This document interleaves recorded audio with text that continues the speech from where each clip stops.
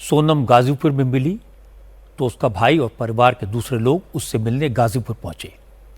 सोनम के परिवार वाले अब भी इस बात से इनकार कर रहे हैं कि सोनम ने ही अपने पति की हत्या की साजिश रची।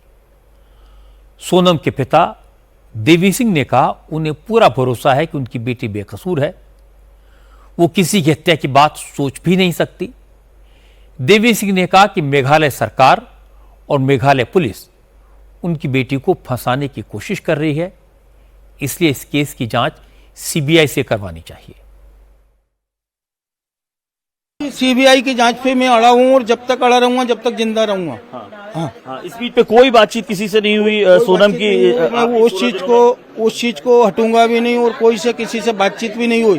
जब उसके पास मोबाइल ही नहीं है, बात किससे करेगी? ठीक है ना। तो आपको क्या लगता है, अभी भी लगता है कि उसे किडनैप किया गया? और किडनैप से कोई गाजीपुर तक का जो डिस्टेंस है शिलोंग से, वहां से वो तकरीबन 1100 मतलब 1000 से ज्यादा ऊपर किलोमीटर है, तो ऐसे में किडनैप करके गाजीपुर क्यों छोड़ेगा? हो सकता है गाजीपुर का भी किसी का हाथ हो।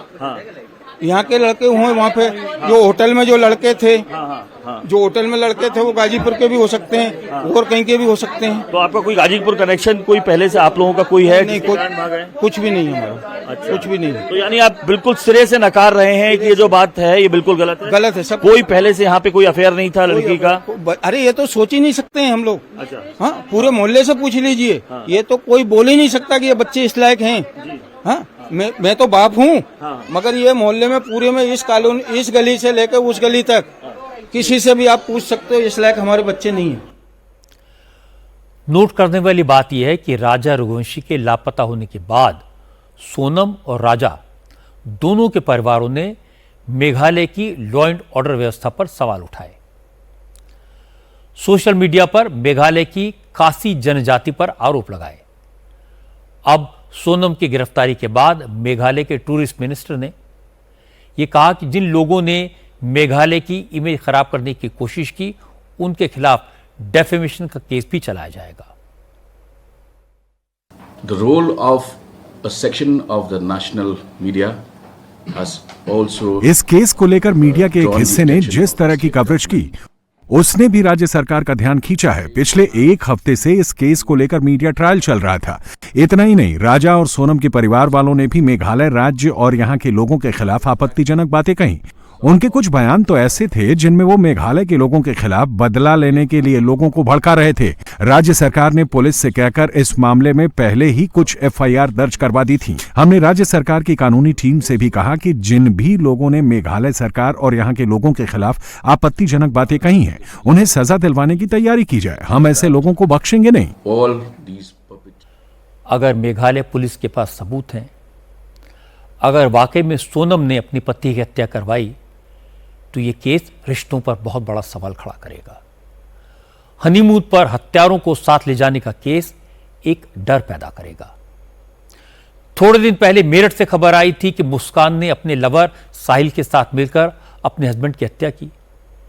उसकी लाश नीले रंग के ड्रम में सीमेंट से दफन कर दी। भिवानी में एक महिला ने अपने यूट्यूबर प्रेमी के साथ मिलकर चुन्नी से अपने पति की हत्या करके लाश गंदे नाले में फेंक दी। बिजनौर में एक दूसरे लड़के से अफेयर के चक्कर में शिवानी ने अपने पति को नींद की गोलियां खिलाकर बेहोश किया और फिर प्रेमी के साथ मिलकर गला दबाकर पति को मार डाला। शिवानी ने 1.5 साल पहले लव मैरिज की थी। ऐसे कई केसेस हैं जो आपको गिना सकता हूं। कभी पति की लाश ड्रम में मिली, कभी फ्रिज में मिली, तो कभी सूटकेस में, तो कभी नाले में। हर हत्या में वाइफ का प्रेमी इन्वॉल्व था और यह समाज के लिए चिंता की बात है। अगर किसी की अपने पति से नहीं बनती, अगर किसी और से रिश्ता है, अफेयर है, तो अलग होने के बहुत सारे तरीके हैं, शादी तोड़ने के बहुत सारे तरीके हैं। ऐसे केसेस में मर्डर इसलिए होते हैं क्योंकि लोग समाज के प्रेशर से डरते हैं, परिवार से डरते हैं। और एक इंप्रेशन यह भी है कि हत्यारे किराए पर लेकर उन्हें लगता है कि बचा जा सकता है।